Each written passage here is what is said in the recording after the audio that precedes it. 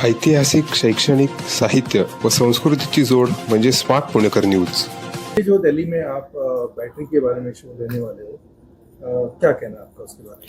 देखिए, ये हमारा तीसरा एडिशन है बैटरी शो इंडिया का, और जैसे मैं देख पा रहा हूँ कि पहले एडिशन से तीसरे एडिशन में आते थे कितनी ग्रोथ हुई है। ये एक हमारे इवेंट की ही ग्रोथ नहीं है, ये एक पूरी इंडस्ट्री की ग्रोथ है। और जिस दिशा में भारत देश जा रहा है, मेरे ख्याल से एक बहुत महत्वपूर्ण कदम है हमारे देश का, और हम उसमें अपना योगदान दे रहे हैं कि जो बैटरी शो है ये हमारा 30 अक्टूबर से लेके 1 नवंबर तक हो रहा है। और ये जो ग्लोबल इवेंट होता है यूएस में और यूरोप में, ये हम उसका इंडियन आम आप हमें उसका कह सकते हैं। और ये पूरा, जैसे मैंने कहा कि पूरा सेक्टर की ग्रोथ है, और भारत जैसे देश के लिए जिसका इन्होंने एक 2070 में अपने आप को नेट जीरो का एक उद्देश्य लेके चल रहे हैं, और मोदी जी ने ग्लासगो के अंदर अनाउंस भी किया था कि India will be net zero by 2070। और मेरे ख्याल से उस दिशा के अंदर मोबिलिटी सेक्टर का बहुत बड़ा योगदान होगा कि हम लोग कितना जल्दी जो हमारा एक ट्रांजिशन है इनटू इलेक्ट्रिफिकेशन ऑफ व्हीकल्स वो होता है। और इसके साथ साथ हमारा सोलर का भी बहुत इंपॉर्टेंट यूज़ होगा, बहुत इस्तेमाल होगा, क्योंकि बात हो रही है चार्जिंग इंफ्रास्ट्रक्चर की। जैसे महाराष्ट्र उस स्टेट उसमें लीड कर रहा है। अब हम बात करते हैं कि अगर चार्जिंग इंफ्रास्ट्रक्चर जो है वो स्टेशंस कैसे, उनको कहाँ से इलेक्ट्रिसिटी आ रही है। सो अगर हम उन चार्जिंग स्टेशंस को भी सोलराइज करते हैं, मतलब सोलर एनर्जी से उसकी पावर जनरेट करते हैं और वो फिर इलेक्ट्रिक व्हीकल्स को चार्ज करेंगे, तो मेरे ख्याल से ये एक इकोसिस्टम के लिए बहुत बढ़ावा होगा, न कि सिर्फ इलेक्ट्रिक व्हीकल्स के लिए उनकी चार्जिंग का जो इशू है, बट सोलर सेक्टर को भी ये साथ साथ उसमें हेल्प कर सकता है ग्रोथ करने के अंदर। और मेरे ख्याल से इवेंट हमारा जो है वो एक कैटलिस्ट के रूप में है कि जो प्राइवेट सेक्टर्स, जो R&D कंपनीज, OEMs जो काम कर रहे हैं, और सरकार अपना उसके अंदर योगदान कर रही है बहुत।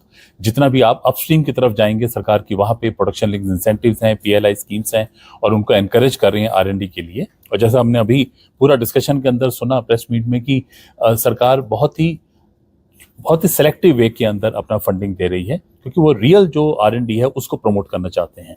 और इसी कॉन्टेक्स्ट के अंदर मैं आपके साथ सबके साथ ये भी शेयर करना चाहता हूँ कि हमारे इवेंट पे हमने इस बार स्टार्टअप पेविलियन भी रखा है, और एक स्टार्टअप का इन्वेस्टर जोन है, जिसमें जो स्टार्टअप कंपनीज हैं वो जो पोटेंशियल इन्वेस्टर्स हैं, जहाँ से उनको सीड फंडिंग चाहिए, उसके लिए वो अपना एक पिचिंग का उनका सेशंस है, वो आके अपनी टेक्नोलॉजीज को शोकेस करेंगे, और जो इन्वेस्टर्स हैं वो उनको फिर असेस करेंगे। एक इनिशियल स्क्रूटनी तो हो ही चुकी है, अब जब फाइनल उनको ऑन द फ्लोर जब हमारे शो के अंदर उनको बुलाया गया है, तो वो जब अपना प्रेजेंटेशन देंगे तो किस तरह की उनकी स्केलेबिलिटी है, कितना फास्ट वो कमर्शलाइज आइडियाज हो सकते हैं, तो उसके बेसिस पे हमारा भी यह है कि जो बड़े कॉर्पोरेट्स हैं उनके पास तो वैसे ही डीप पॉकेट्स हैं, राइट, लेकिन जो स्टार्टअप कम्युनिटी है हम उनको भी एनकरेज कर रहे हैं। सो इसके थ्रू मेरा एक बहुत अच्छा इकोसिस्टम डेवलप हो रहा है, और हम सबका बराबर का योगदान है कि हम लोग देश को आगे लेके चलें, और मेरे ख्याल से इलेक्ट्रिक मोबिलिटी के अंदर ये बहुत बड़ा कदम है। धन्यवाद। इस क्षेत्र में अनुसंधान के भारतीय वैज्ञानिकों को कितना स्कोप है, और हम लोग कहाँ पर हैं? और देखिए, आज की तारीख में अगर आप मुझसे पूछेंगे तो मैं कहूँगा कि अभी हम थोड़ा सा उसमें, जैसे मैंने पहले भी कहा कि कुछ पीछे चल रहे हैं, लेकिन जो अनुसंधान है, जो हम रिसर्च की बात कर रहे हैं, उसका हमारे पास पोटेंशियल बहुत है। क्योंकि जैसे हमारे साथी ने अभी कहा प्रेस मीट के अंदर कि जो हमारी डिपेंडेंसी चाइना पे, जो कंट्री ने 15 से 20 साल पहले इन रिसर्च पे अपना जो चाहे वो रेयर अर्थ मटेरियल्स हैं उनके ऊपर कब्जा करके रखा हुआ है, और जो उनकी रिसर्च वर्क हमसे कहीं ज़्यादा आगे चल रही है, सो हम लोग उन पे डिपेंडेंट कब तक रहेंगे? क्योंकि जब तक ये डिपेंडेंसी रहेगी, हमारा देश और हमारा अपनी इंडस्ट्री आगे बढ़ नहीं पाएगी। क्योंकि कोविड ने हमें एक चीज़ बहुत अच्छे से ये चीज़ सिखा दिया है कि, और मैं कहते हैं उसके बाद ही ये आत्मनिर्भर भारत, जो हम सेल्फ रिलायंट की बात कर रहे हैं या वोकल फॉर लोकल की बात कर रहे हैं, ये कैंपेन्स का जो हमारा नारा है ये तभी से आना शुरू हुआ है, क्योंकि उस दौरान हमने देखा कि हमारी डिपेंडेंसी अगर इंटरनेशनल कम्युनिटी पे ज़्यादा है तो किस तरह से हमारा देश बिल्कुल स्टैंड स्टिल हो सकता है। और मैं कहता हूँ उस समय ये बात सामने आई कि हमारी जितनी निर्भरता अपने खुद के ऊपर रहेगी, अपने इकोसिस्टम पे रहेगी, अपनी सप्लाई चेन पे रहेगी, उतना ही हम इकोनॉमिकली इंडिपेंडेंट रह सकते हैं। और टेक्नोलॉजिकली, जैसे मैंने कहा कि मेरे ख्याल से जितने भी टेक माइंड्स हैं वो भारत के ही हैं, जो बाहर की कंट्रीज के अंदर ऑपरेट कर रहे हैं। सो स्कोप तो बहुत है रिसर्च वर्क का, और ये सेक्टर अभी हम लोग बहुत ही इनिशियल नेसेंट स्टेज पे हैं, and we have extremely long way to cover. और मेरे ख्याल से पूरा पोटेंशियल है, पूरी सरकार की सपोर्ट है, और टेक्निकल माइंड्स हैं, प्रोफेशनलिज्म है। और सबसे बड़ी बात, जो भारत का टैलेंट पूल है उसको पूरी दुनिया यूज़ करना चाहती है, तो हम लोग खुद क्यों नहीं यूज़ कर सकते? Thank you. हॅलो हाय, माझं नाव अपूर्वा बेडेकर आहे. I am the chief operating officer at Codwood Technologies. आम्ही बॅटरी मॅनेजमेंट सिस्टम नावाचा एक कंट्रोलर असतो जे बॅटरीजसाठी बनवतो, जे आपल्या इलेक्ट्रिक गाड्यांमध्ये वापरल्या जातात बॅटरीज, आणि एनर्जी स्टोरेज जे सोलार पार्क्समध्ये यूज होतात. बॅटरी शोमधनं आम्ही बॅटरी शो ह्याच्याकरता अटेंड करतो की आम्हाला OEMs आणि बॅटरी मॅन्युफॅक्चरर्स बरोबर कनेक्ट करता येतं आणि त्यांचे ॲक्च्युअल इंडस्ट्री रिक्वायरमेंट्स काय हे आम्ही समजून घेतो आणि त्यांच्यासाठी अकॉर्डिंगली प्रॉडक्ट बनवतो. We are actually a Tier 2 supplier to battery manufacturers and OEMs. So आमचं उद्देश बॅटरी शो अटेंड करण्याचा is to understand the market, to understand government norms, कारण गव्हर्मेंट डिपार्टमेंटचे लोक पण तिथे येतात. सो त्यांच्याबरोबर आमचा कनेक्ट बनतो आणि टू अंडरस्टँड की आमचं प्रॉडक्ट मार्केट फिट किती चांगलं आहे आणि आपल्याला काय केल्याने चांगलं प्रॉडक्ट बनवता येईल. So that is why we go. आपलं नाव सांगा.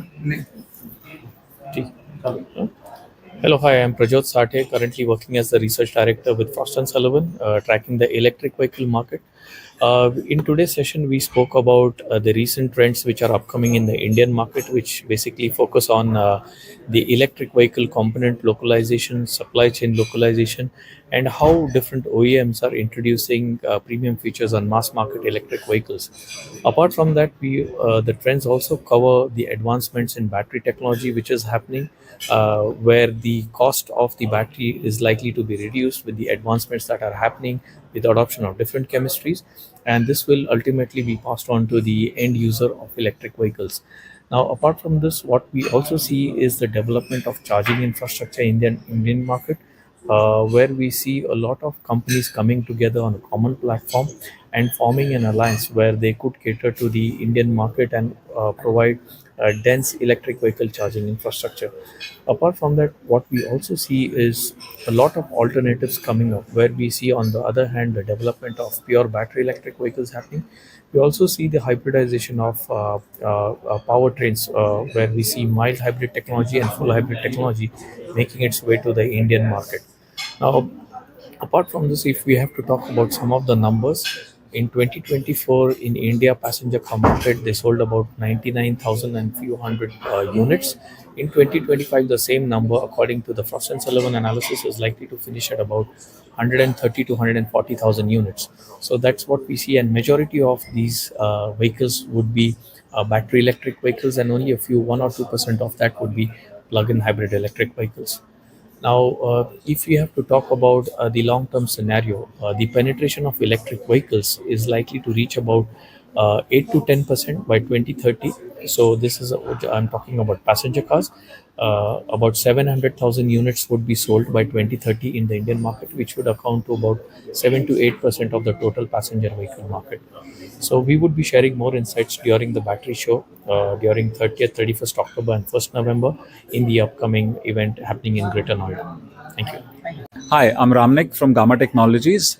We are a system simulation provider based out of the US, and our headquarters is in Pune. We work with all the automotive companies in India to help them innovate on whatever technologies they are working on, be it hybrid electric vehicles, fuel cell electric vehicles. Now, the coming expo that we have is going to be very interesting. We are participating for the third time, and we participate globally as well in US and Europe. Now, in India, this is particularly interesting because we see so many new players coming every year, and the technology grows even faster.